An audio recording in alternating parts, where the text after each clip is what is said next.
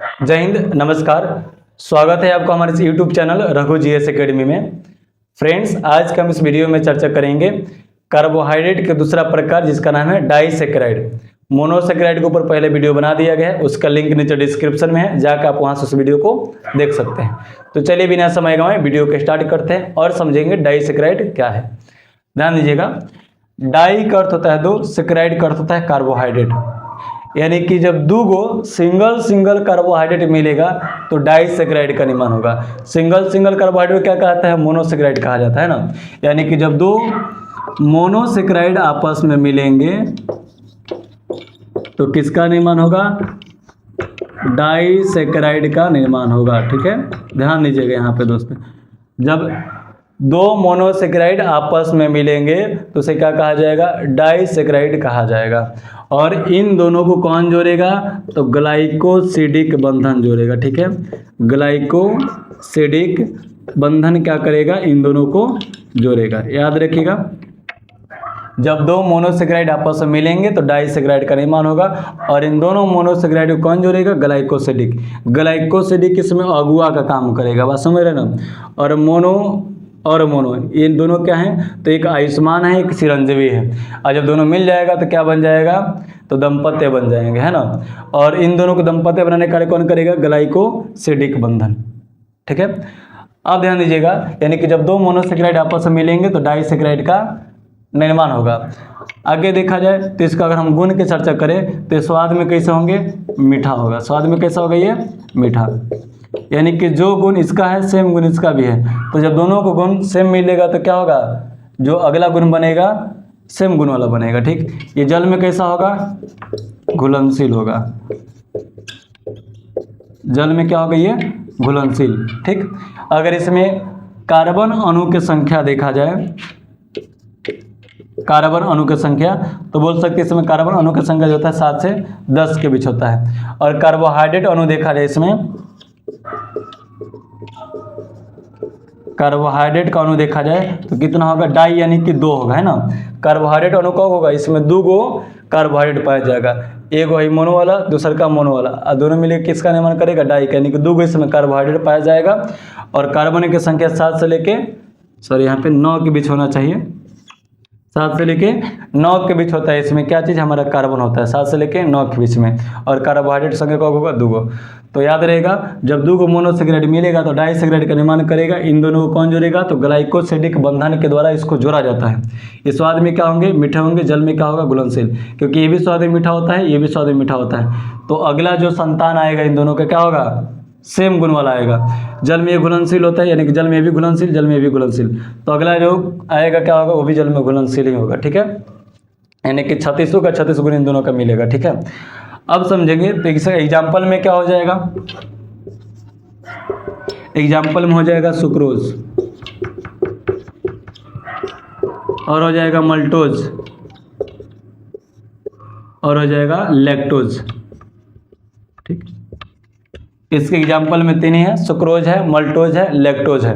किसी एग्जाम्पल में डाइसेकेराइड। तो क्वेश्चन हमारा भी दे सकता है कि बताइए सुक्रोज, ग्लूकोज, फ्रक्टोज और गैलेक्टोज निम्नलिखित में से कौन डाइसेकेराइड है? तो आपको पता होना चाहिए इसमें सुक्रोज जो है क्या है? डाइसेकेराइड है। एग्जाम्पल दे देगा, पूछेगा बताइए निम्नलिखित में से कौन डाइसेकेराइड है, कौन मोनोसेकेराइड है, कौन ओलिगोसेकेराइड है, कौन पॉलीसेकेराइड है। ठीक है, तो हम लोग पढ़ेंगे आगे पॉलीसेकेराइड के बारे में, ओलिगोसेकेराइड के बारे में। अभी हम लोग डाइसेकेराइड के ऊपर चर्चा करते हैं। अभी क्या आप लोगों से बताएं कि जब 2 गो मोनो मिलेगा तो तीसरा यानी कि सबका निर्माण होगा। तो चलिए देखते हैं कौन कौन सा मोनो। बताया था ना, मोनो में भी 2 गो होता है, पेंटोज होता है, हेक्सोज होता है। हेक्सोज में 3 गो, ग्लूकोज, फ्रक्टोज और गैलेक्टोज। तो उन सभी में किसके मिलने से सुक्रोज बना है, किसके मिलने से मल्टोज बना है और किसके मिलने से लैक्टोज बना है? तो आइए एक एक करके सभी के बारे में चर्चा करते हैं। मिटाएं। अब देखेंगे 2 गो मोनो यानी कि जो सुक्रोज बना है कैसे बनाया है। मिटाएं इसको, स्क्रीनशॉट नहीं ले सकते हैं।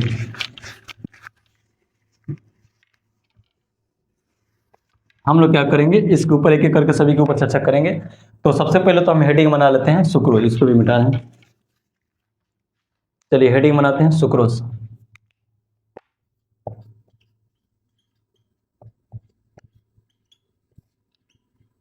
और एक तरफ क्या करते हैं कि हमारा जो मोनोसेकेराइड है कौन कौन से लिख ले रहे हैं, है ना। तो पहले आ जाएगा आपका ग्लूकोज, उसके बाद आ जाएगा फ्रक्टोज, जो पढ़ाए हैं पहले, नहीं देखे हैं वीडियो तो जाकर देख सकते हैं। उसके बाद आता है गैलेक्टोज, ये हमारा क्या है, मोनोसेक्राइड है, ठीक है। अब इन्हीं तीनों के मिलने से उन तीनों का निर्माण हुआ है। जब ध्यान दीजिएगा, ग्लूकोज और फ्रक्टोज मिलेगा, ग्लूकोज और ग्लूकोज प्लस फ्रक्टोज मिलेगा तो क्या बनेगा, सुक्रोज बनेगा। और जब यहीं पे ग्लूकोज प्लस गैलेक्टोज मिलेगा तो बनेगा लैक्टोज बनेगा। क्या बनेगा, लैक्टोज। अभी पढ़ाएंगे इसके बारे में भी। यानी कि जब ग्लूकोज गैलेक्टोज मिलेगा तो क्या बनेगा, लैक्टोज बनेगा। और जब ग्लूकोज ही 2 बार मिल जाए, है ना, तो ये बना देगा मल्टोज। यानी कि ग्लूकोज प्लस ग्लूकोज जब मिलेंगे तो क्या बनेंगे, मल्टोज बनेंगे, ठीक है। याद रखिएगा, यहाँ पे समझे। जब ग्लूकोज 2 बार मिलेगा, ग्लूकोज के अणु जब 2 बार मिलेंगे आपस में ही तो बना देगा मल्टोज। जब ग्लूकोज मिल जाएगा किसके साथ, फ्रक्टोज के साथ, तो बना देगा सुक्रोज। और जब यही ग्लूकोज मिल जाएगा गैलेक्टोज के साथ तो बना देगा लैक्टोज। जो हम लोग यहाँ पे अभी लिखे हैं कि सुक्रोज किससे बनेगा, ग्लूकोज और फ्रक्टोज से। लैक्टोज बनेगा ग्लूकोज गैलेक्टोज से। मल्टोज बनेगा ग्लूकोज और ग्लूकोज से ही मिलकर बनेगा, ठीक है। अभी आगे हम लोग सबके ऊपर चर्चा करने वाले हैं। तो अभी आप हेडिंग बना सकते हैं सुक्रोज, ठीक है।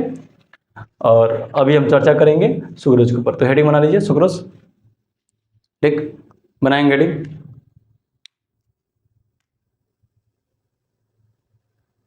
ध्यान दीजिएगा, सुक्रोज जो होता है ये किसके मिलने से, यानी कि ये भी हमारा मोनो है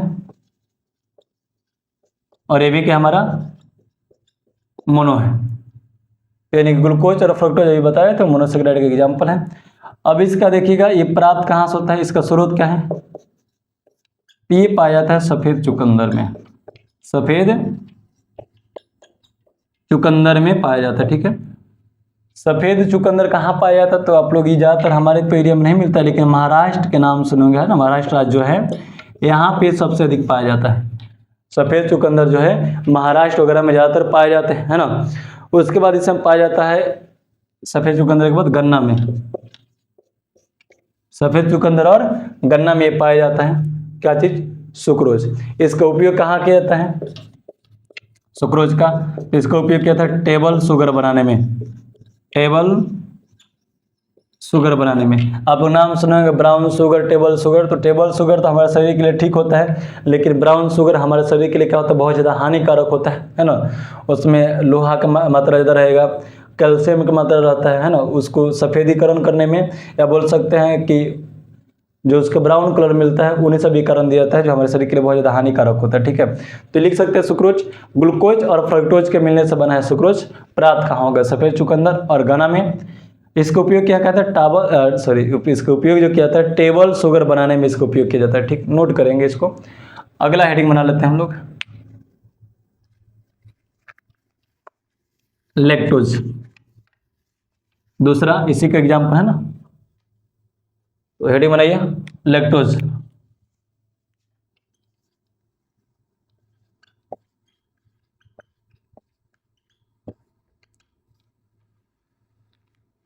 इसमें कुछ अभी बताए थे कि किससे बनेगा, ग्लूकोज प्लस गैलेक्टोज, है ना।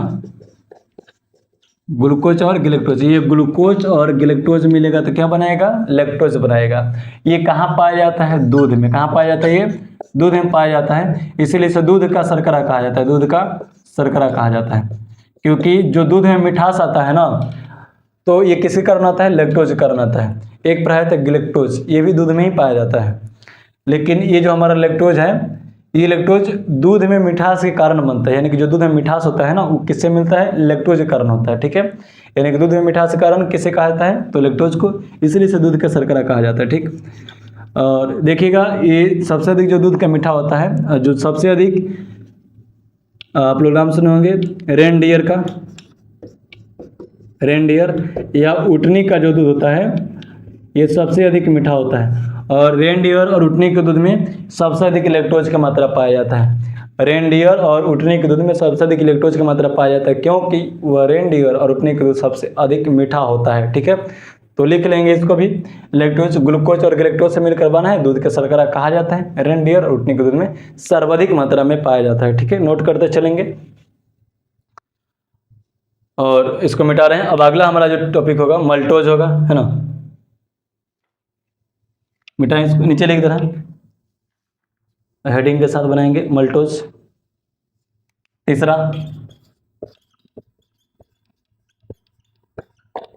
अभी दोस्त आप लोगों से बताया था मल्टोज कैसे बनता है, तो ग्लूकोज और ग्लूकोज से मिलता है।